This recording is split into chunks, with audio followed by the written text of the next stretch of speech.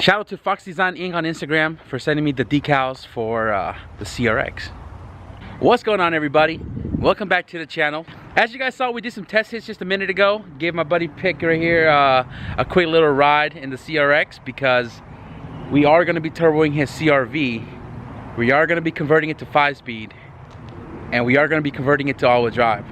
Me prepping for my car for track is done and out of the way, so we're going to be barbecuing. Eric is coming over here right now, and we're going to be tearing apart this engine right here to figure out what went bad. At the same time, we're going to be hooking up the van to the trailer. Thank you guys once again for letting us use the trailer to bring the car home. We're going to go pick up Daniel's car, move my coupe back out, and put his car here, and he's going to start tearing apart the GSR that's in his car, also to figure out which sleeve went and if it was the same sleeve as the Type R engine. So my cousin couldn't sleep last night. He did a lot of thinking, and we had several choices. I'm gonna talk a little bit right now, guys, so grab yourself some popcorn, get a drink, get comfortable. My cousin came up to me today with the idea of several different options. Option number one, Geith offered us a 98,000 mile LS block that we could slap one of the VTEC heads on it and make it an LS VTEC, either to get his car up and going again or boost it and get back on the dyno for the third time. But that means we'd have to drive all the way back to Antioch, which we have to do anyways because we have to return the trailer. But we can hold the trailer for a whole week, he said, and that will leave us with option number two. Option number two is Tiger right here has a B20 swap sitting in his garage, and he was like, you know, we can use the B20, throw a VTEC head on it, make it a B20 VTEC, boost it, get it back on the dyno, and go from there. That's the homie Eric right there. He's got all the meats, the Modelos. Third option, I pretty much gave my cousin the green light to use my CSS block, and the money that he's gonna generate from selling the heads, the parts, the crank, whatever's salvageable, and send that GSR block out for sleeving, and then I can do piston rods in that block and make more power for the future. Not sure what my cousin wants to do just yet. We are gonna go pick up the car in just a second here, tear into the GSR, then make a final decision on what we want to do. Check out this B20 VTEC. Ooh, ES sedan, guys. I know if you guys since an OG subscriber, y'all know I had a B20 VTEC ES sedan back in the days, and I miss it. Starting up the grill here. Got the trailer back. Van is parked. Got the 4-door right there. We're working on Pick's oil pan. He's cleaning up the pan right now. I'm gonna tap it for a -10 bung, cap it off. New oil pan gasket because it was leaking all over the street. And yeah, once this car is done, the chef can start getting on the grill and getting down with the food. We got to move the coupe out of the way so we can get the 4-door up here, and the coupe pretty much sits over there, so he needs to be done. Oh, we got some backwood as well too, so you know what I mean, life's good right now. Just kind of, you know, trying to bounce back from what had happened the other day, yesterday. But we haven't put the oil pan back on the CRV yet because everybody was grubbing. Now we literally just murdered everything we had from yesterday, and half the squad is gone. What I've been doing is welding the -10 bung on the oil pan for Pick beforehand when we go boost. So just like I did on my B20 when I first swapped it into my CRX, I welded a -10 on it, and then I threw a cap on it as well too to keep oil from coming out, obviously. So this is done, and this fitting right here is a Vibrant fitting. It's pretty nice and clean, and the flow that they redesign on this bung, it's like a slide. I don't know how to say it. I don't know how to explain it, but I'm gonna find a picture. I'm gonna post it right now. And I decided to weld just the inside because it gives it so much of a cleaner look on the front side, right? And as long as the back side is 100%, you know, welded, penetrated all the way through, there shouldn't be any leaks. I trust my work. I'm gonna leave it like that. I'm not gonna weld the front side, and all I'm gonna do is put paint on it.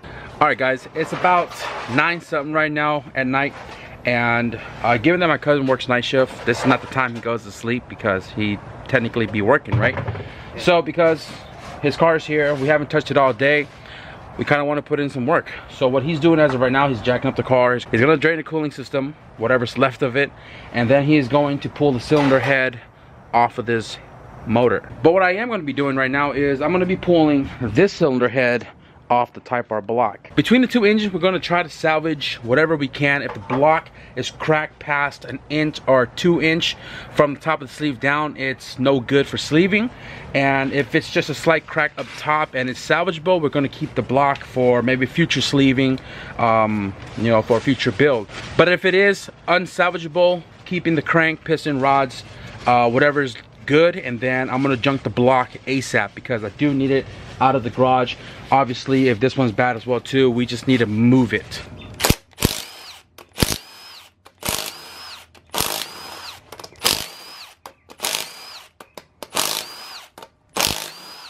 I just want to quickly give a shout out to everybody who has supported me throughout the years, whether you're an OG or a new subscriber.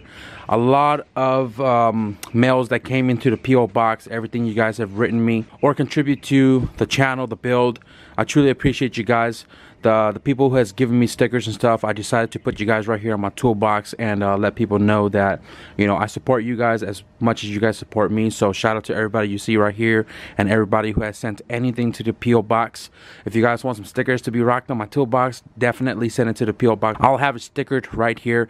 As you guys can see in the back, there are just a bunch of stickers kind of sent from me, a lot of them from products that I've bought, and a lot of them from car shows that I've gone to. So you know what I'm saying, if you guys want to be heard, you guys got the whole toolbox to decorate. It's up to you guys what you guys want to give me to put on here. Feel free to send it to the PO box.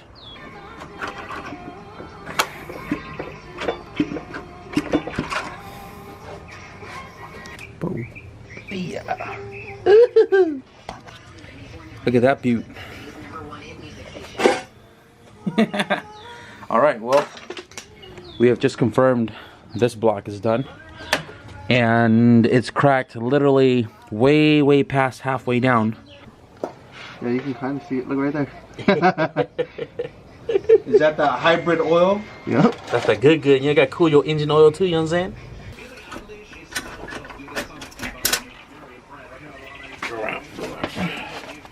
Oh yeah. All the way down. Oh yeah. So this is the opposite side. This is cylinder 4. ITR is cylinder 1. Well, that's unfortunate. On to the next, right? What's going on, everybody? Welcome back. It is the next day, and it's dark out. Alex came over yesterday. We were hanging out, me, my cousin, and Alex. We closed the garage at about 4 o'clock. Kind of just talking about what's to come, talking about track next weekend, what's the game plan, and also we were talking about the eventful dyno day. We didn't get to pull the engine out last night, and I haven't got to it today, but my goal at least tonight is to try to take the engine out of the car so we can start taking everything off of that engine and throwing it on this one right here. What I have been doing is disassembling the ITR head right here. I took literally everything off of it, all the water neck sensors, solenoid, anything that can get lost during the resurface process over there at Lynn's. And I'm about to take apart the GSR head right here as well too, so I can send both of them out at the same time, because this head is going onto a B20 block and we're going to be building a B20 VTEC hopefully for pick. But we're going to knock Daniel's engine first and then we'll worry about this one later, but at least we will have it ready to rock and roll. Alright guys, so not much has been done since the last clip.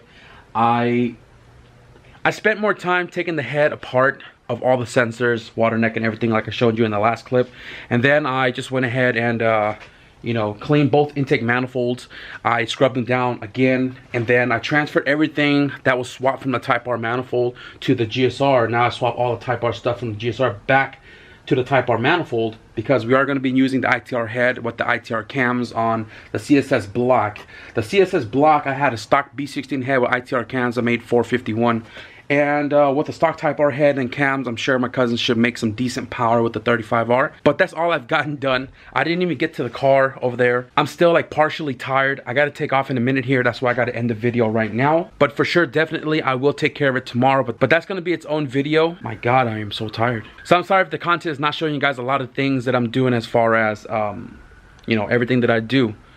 We have 4 days to assemble the CSS engine with the ITR head. Right, we got to get it running in the car. We're going to be pulling out the ITR transmission, and we're going to be throwing in my GSR with M Factory LSD, which has better gearing for turbo, and it's kind of collateral. If he messes it up, then not take his Type R. But we got 4 days to get the whole car running and back on the trailer, back to the shop, retune in hopes of still trying to make it to track.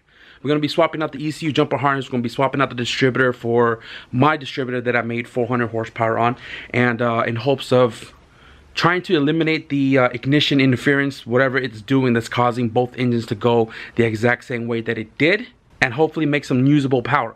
By the time you guys watch this video, I probably already did daily uploads, and the reason why I'm doing it is because I have so many videos, and every video that you guys watch, if I stay on my regular Monday, Wednesday, Friday uploads, you guys are like a week behind. So I'm doing daily uploads so you guys can be all caught up and you guys know what has been going on. If you guys don't follow me on social media, I post more frequent on there, and obviously you get much more of a live update of what's going on that day instead of seeing it a week later. I'm gonna pull the engine first thing tomorrow morning, knock that out, and then we can transfer everything to the CSS engine again, swap the clutch, the flywheel, everything, get that short block assembled, and then the transmission made it back into the car and have it resting there until we can get our VTEC conversion kit, because that is an Ellis block, and get the cylinder head back from the shop so we can just slap it on, have the short block already in the car, so once we torque it, it's not going to shift all over the place as if I'm doing it on a dolly.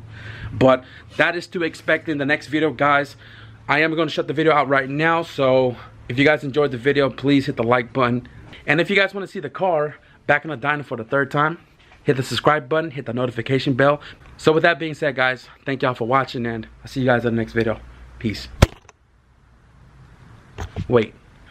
And also, thank you to everybody who has purchased a sweater on the pre-orders. We have them on the way. We're going to have them out the door really soon. Hopefully within the following week, we should have sweaters in stock, so that way you guys can just order them without the pre-order. So definitely stay posted for that. But for real, I'll see you guys in the next video. Peace.